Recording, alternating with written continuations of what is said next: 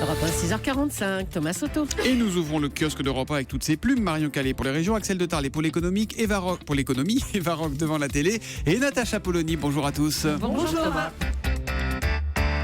Après des semaines de politique à droite, vos journaux tournent quasiment tous les yeux de l'autre côté ce matin pour s'intéresser au couple Hollande-Valls et à ce que le Figaro appelle le psychodrame au sommet. Ça va durer encore longtemps, s'impatiente aujourd'hui en France. Pour l'opinion, Valls a perdu son bras de fer avec Hollande. Plus tranché, Libération ne voit que des perdants dans cette affaire. Et titre 2017, la gauche titanique. En pages intérieures, le quotidien a réuni tous les candidats possibles, potentiels ou putatifs à gauche. François Hollande, Manuel Valls, Jean-Luc Mélenchon, Emmanuel Macron, Sylvia Pinel ou Yannick Jadot, sous une même appellation, les irresponsables. Pendant que la gauche cherche sa voie, comme le titre Direct Matin, la Croix pose l'enjeu des mois à venir pour François Fillon. Le défi du rassemblement. Un coup d'œil à la une de l'Humanité suffit à comprendre que ce ne sera pas simple pour lui. Avec son programme musclé, les fonctionnaires réagissent aux amputations prévues par Fillon. Bon, heureusement, il y a quand même un peu d'amour parfois en politique. La preuve avec cet article titré dans Aujourd'hui en France, le rassemblement, c'est maintenant. Pour l'illustrer, deux amoureux qui se tiennent la main. Elle s'appelle Virginie Calmels, bras droit d'Alain Juppé. Lui, Jérôme Chartier, porte-parole de François Fillon. Tous semblaient les opposer dans cette bataille de la primaire et pourtant, ces deux animaux politiques filent discrètement le parfait amour. En janvier dernier, ils sont allés voir respectivement Juppé et Fillon, qui paraît-il l'ont bien pris. Ils leur ont donc annoncé cette relation. Là où on y croit un tout petit peu moins, c'est quand un proche raconte que pendant la primaire, pour se préserver, il ne parlait jamais de politique à la maison, t'as qu'à croire. Depuis dimanche, leur union est aussi politique puisque Virginie Calmels a fait savoir qu'elle était Fillon compatible. Elle, la libérale surnommée la Dame de Fer, F-A-I-R-E, comme le livre de François Fillon, comme si tout ça était écrit à l'avance. 3-1 dans la presse quotidienne régionale, Marion Calais. Un drame du silence dans l'Union qui a conduit à la mort de Tony, 3 ans, le week-end dernier, sous les coups du compagnon de sa mère. Un jeune homme déjà condamné 7 fois pour violence. La maman n'a jamais osé parler, les voisins non plus. Pour le procureur, si la police avait été alertée, cet enfant aurait pu fêter ce Noël 2016. Dans la dépêche du midi, le cocktail détonnant des drogues qui circulent dans la rue. Reportage auprès des experts de la police scientifique de Toulouse. Exemple dans la cocaïne, du vermifuge pour les vaches ou du fongicide pour les moutons interdit en France. Et puis attention, poudreuse dans la Nouvelle République des Pyrénées. En piste dès vendredi, c'est de la neige évidemment. Ouverture officielle des stations des Hautes-Pyrénées comme Cauterets ou encore Piau-en-Gally. Le prix de la transition 2016 est donc attribué à Marion Calais.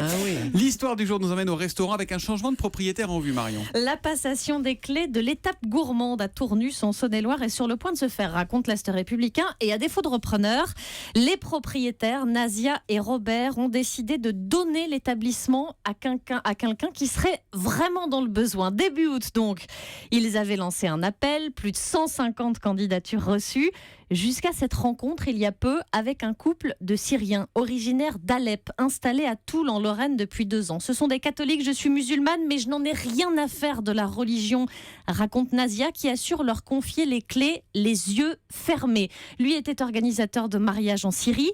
Il fera de la cuisine libanaise et syrienne, reprendra peut-être aussi un peu la précédente carte. Sa femme fera le service et pour loger le couple et leurs jumeaux, c'est la solidarité qui a joué. La paroisse leur a trouvé un logement. Et la palme 2016 de la générosité est aussi attribuée à Marion Calais. Axel de Tarlet, les ratés de la complémentaire santé pour tous, c'est un papier dans Aujourd'hui en France et qui évidemment résonne avec l'actualité politique. Voilà, depuis le début de l'année, tous les salariés ont une mutuelle d'entreprise. Alors le gouvernement a voulu freiner un peu la hausse des dépassements d'honoraires chez les médecins en créant ce qu'on appelle des contrats responsables. Alors c'est quoi un contrat responsable? Eh bien, ce sont des contrats qui plafonnent les remboursements. Pour faire simple, si vous avez un contrat responsable, la mutuelle ne vous remboursera pas plus que 46 € si vous allez chez le médecin. Quelle était l'idée ? Eh bien, c'était de se dire, les médecins qui facturent plus que 46 €, du coup, vont devenir responsables et ils vont baisser leurs tarifs pour garder leur patientèle, éviter qu'ils n'aillent ailleurs. Eh bien, les médecins n'ont pas été responsables. Ceux qui étaient, alors c'est surtout vrai dans les grandes villes, mais les spécialistes, les ORL, les ophtalmos qui étaient à 70 € sont restés à 70 €. Résultat, ça fait un reste à charge quand vous avez un contrat d'irresponsable et que vous allez voir un ORL à 70 €. Un contrat dit responsable, Ouais, hein, c'est un voilà, contrat non pas un contrat d'irresponsable. Ça vous fait un reste à charge d'une trentaine d'euros. Donc résultat, il y a une étude qui vient d'être publiée. Donc chez les spécialistes, le reste à charge a augmenté de 130%. Il a augmenté également chez les généralistes, à l'hôpital. Donc vous voyez, c'est la douche froide pour tous les salariés, enfin pour certains salariés, on ne va pas généraliser, qui ont des contrats responsables. Du coup, qu'observe-t-on ? Ces salariés veulent être mieux protégés et donc ils ont une surcomplémentaire pour compléter la complémentaire. Donc vous voyez. C'est là qu'on se rend compte que tous ces sujets de complémentaires de sécurité sociale sont pas simples. Et que ça se termine par des usines à gaz. Absolument. François Fillon a un peu précisé sa pensée d'ailleurs hier soir, aux 20h de France 2. Il a expliqué que ce projet d'assurance maladie, de réorganisation n'était pas, que je retrouve exactement, c'est pas du tout prioritaire, ça ne se fera pas dans les premiers mois. Voilà, ce qui s'appelle commencer à désamorcer. Quand on paye chez le médecin, c'est très impopulaire. Je vois Natacha Polony qui s'avance près du micro. Oui, parce qu'en effet, c'est un sujet qui pourrait éventuellement devenir un sujet crucial pendant cette campagne. La protection des Français en particulier là-dessus.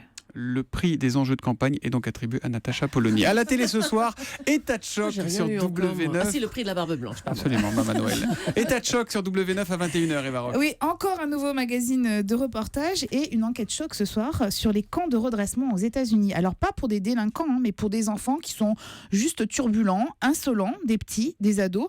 Et ces camps sont dirigés souvent par d'anciens militaires aux techniques musclées, comme ces parcours physiques infligés en plein milieu de la nuit à des enfants qui sont déjà en larmes. Vous allez comprendre ce que vos parents ressentent quand vous les faites souffrir. Et quand vous n'en pourrez plus, vous voudrez arrêter de les faire souffrir. Et alors vous serez devenus de meilleurs enfants. Compris ?